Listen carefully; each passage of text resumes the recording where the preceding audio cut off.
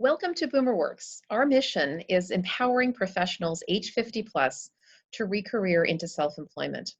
Today, we're going to be talking about refining your business concept.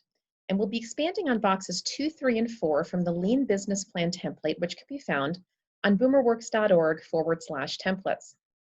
So, are you ready to refine your big idea? Well, hopefully you are, and hopefully you have identified some of your professional superpowers that you are ready to translate into self-employment. If you haven't gone through that step yet, we encourage you to look at the Shift Your Mindset video, which can be found on boomerworks.org/intro to self-employment. Once you've discovered the superpowers you'd like to use in your business, the next thing you need to figure out are your customers' urgent problems. Now, notice that we're saying urgent as opposed to just a regular problem, because people tend to hire others to solve urgent problems. So if you have a plumbing issue and you've got a leaky faucet, you're going to run to that plumber. But you may not be looking at replacing your pipes. Generally, you're usually going to do that when you find that there's an urgent issue. Not that you couldn't solve a long-term problem, but oftentimes there's a longer sales cycle. In other words, it takes longer for the employer or for the consumer to make that decision to hire you if the problem is less urgent. But once you've identified those problems, you should be on your way to a fairly lucrative business.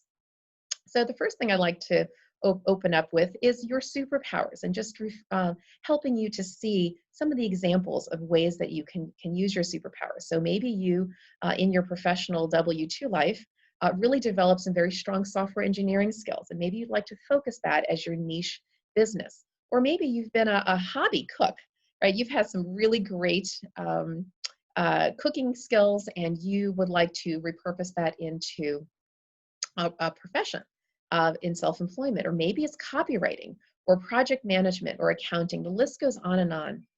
What we want you to consider are ways that you can narrow in and focus some of your professional superpowers to help others solve their urgent problems. But the first thing you need to do is figure out how to identify your target customer. And there are 3 questions you want to ask. Number 1, who wants to pay you to solve their urgent problem? Not needs to pay you, wants to pay you, because they may need to do it, but they don't necessarily want to fork over the money. It's really important to figure out who really wants to, who again has that urgent problem to solve. Next, what product or service can you offer as a solution? The more specific you can get, the more likely it is you are going to be the one to help solve their problem. Because if you offer too many things, if you're kind of more of a generalist, then your focus is less specialized. But the more specialized you are, the more people are going to want to come to you for their solution. And then how do you want to deliver that product or service? Do you want to consult or advise or train or deliver?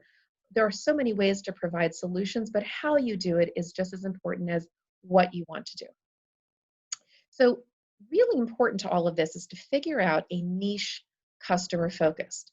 A lot of people think, well, I can be all things to all people and I can offer all kinds of things and somebody's going to want what I have to offer. Well, that's not necessarily the case. The more specialized and unique you are, people are going to figure out that you can provide their unique solution. It's personalized, it's customized. So for example, take Five Guys. Well, you might think, well, Five Guys just does burgers. They sell to everybody. Not necessarily. They actually focus on people who really want a great quality hamburger. They're actually willing to stand in line for a while to get that burger. And Five Guys basically specializes in that one thing. Yeah, they offer some hot dogs, but really people know them for their quality burgers. LL Bean, they are focused on a very niche customer segment.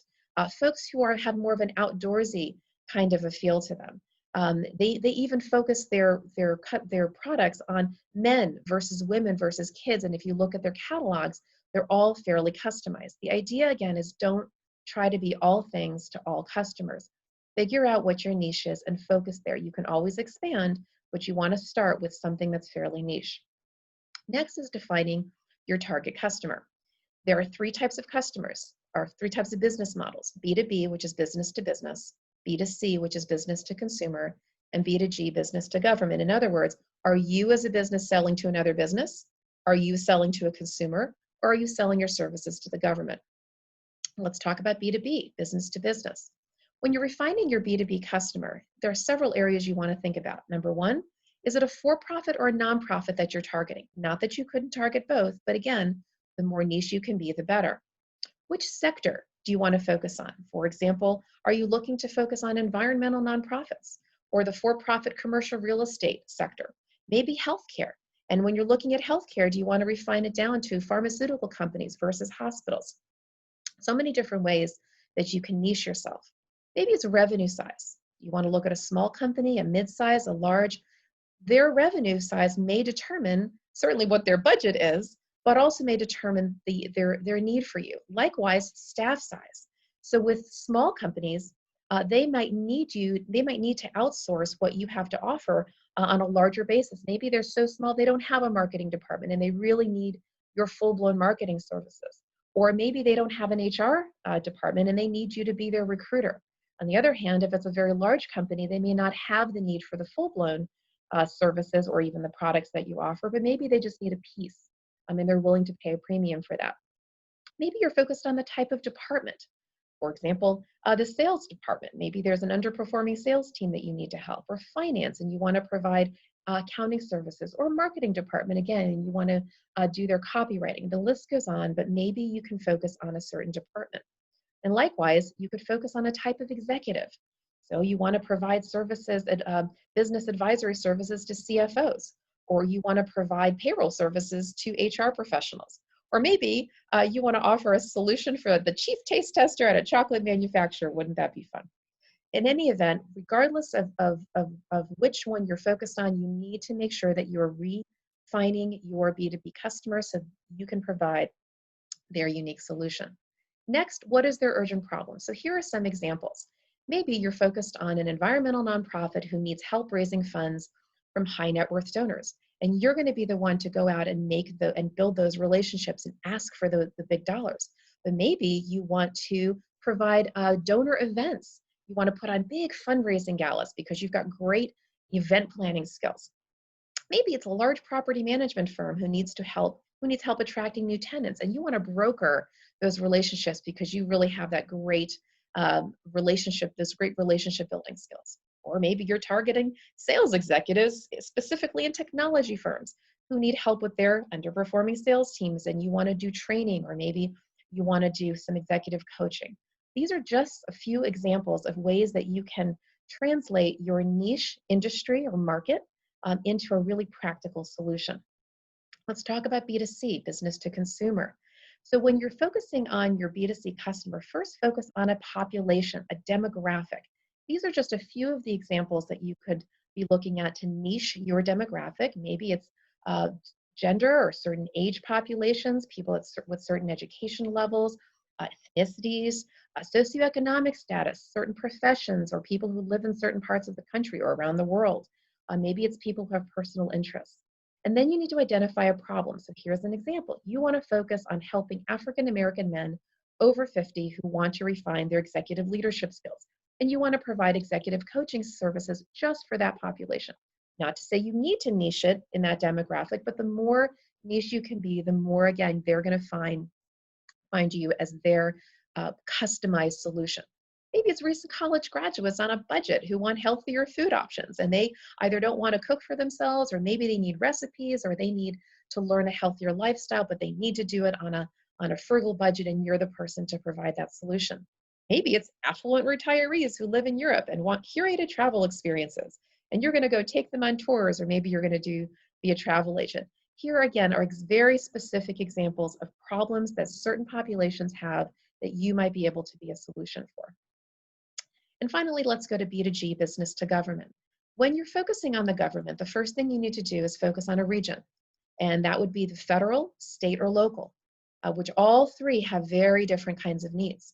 Then you want to look at the agency that they represent. Maybe it's Health and Human Services, NASA, the Air Force, or USDA. And each of those branches, each of those regions, each of those agencies may have different needs depending on whether it's state, local, or the federal. And then identify a problem. So putting this together, maybe you're focused on military branches and they need help modernizing their technology infrastructure. You're a great project manager, or maybe you're looking to, again, use those software engineering skills to very specific military branches. Or maybe you're looking at state governments and they need to improve their process efficiencies. And you want to provide great project management services to them. Whichever it is, again, focus, focus, focus. And then you need to focus on the actual solution you're going to provide. So first, are you going to provide a service or a product? Well, if it's a service, you have multiple delivery methods that you might choose. Maybe you want to consult. You're just a great advisor. Maybe you're a coach. You're the kind of person who's going to work, for example, with another executive and consult or advise them on how to effectuate their business change. Maybe you're a great public speaker. You have training skills, facilitation skills, and you want to stand on that podium and you really want to empower and inspire others to change.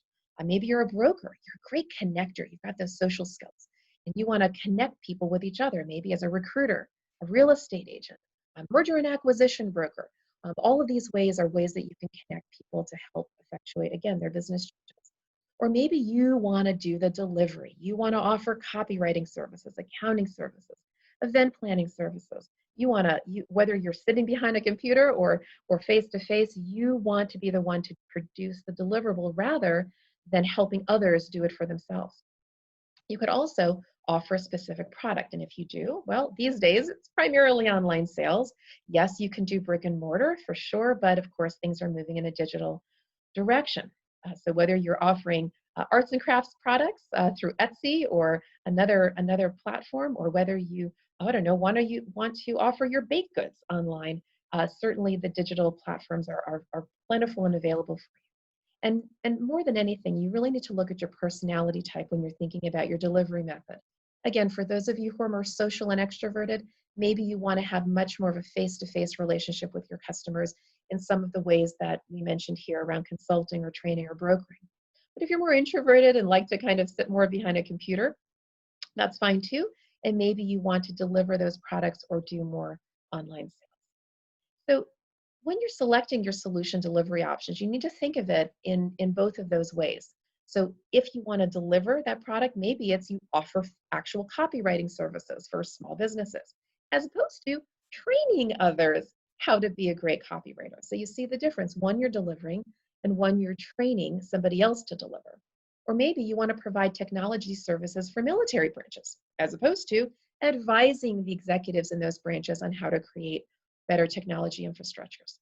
Likewise, maybe you want to lead the European tours for affluent retirees and do a river cruise, or you want to be a travel agent and help those retirees find the best tours through other companies. Finally, maybe you want to cook those freshly made healthy foods for recent college grads on a budget because you just have those great cooking skills, or you want to offer free healthy cooking videos, but sponsor it by paid advertisers. And if you ever want to do videos or blogging even, it's very important that you know, generally speaking these days, people want free videos and blogs and articles, but you'll need to get paid advertisers to actually make your business run. So here's your homework: articulating your business concept. So with as much detail as possible, complete the following sentence based on everything we've reviewed today. First of all, I want to help this target customer, remember as niche as possible, solve this particular urgent challenge by providing this product or service and delivering it in this way. When you can answer that question in a very refined way, you will be on your way to a great business model. And as you continue to solve your customers' problems, your customers may share new types of problems with you, and that will help evolve and grow your business. So what's next? If you enjoyed what you heard today, we are going to be providing additional videos and Zoom recordings based upon these topics from the Lean Business Plan template around finding your unique selling proposition, what makes you special. How do you craft your brand in that elevator pitch? How do you spread the word and enhance your marketing? How do you build alliance partners in your network? How do you run the operations of your business? Or think about your revenue potential and pricing strategies? How do you manage your expenses and prioritize key action items? How do you hold yourself accountable through a group of great colleagues and friends? And how do you create future revenue streams? So we really invite you to connect with our BoomerWorks community. If you have questions, write us at info@boomerworks.org. If you'd like to donate, we certainly would very much appreciate that because we survive on donations. We are all volunteers at this organization. If you'd like to volunteer, please feel free to do so. We have so many opportunities for you to contribute your skills. And finally, if you'd like to join our community, stay abreast of what we're doing, we have a Join Our Community tab. So thanks again for listening, and we wish you blessings in your self-employment journey.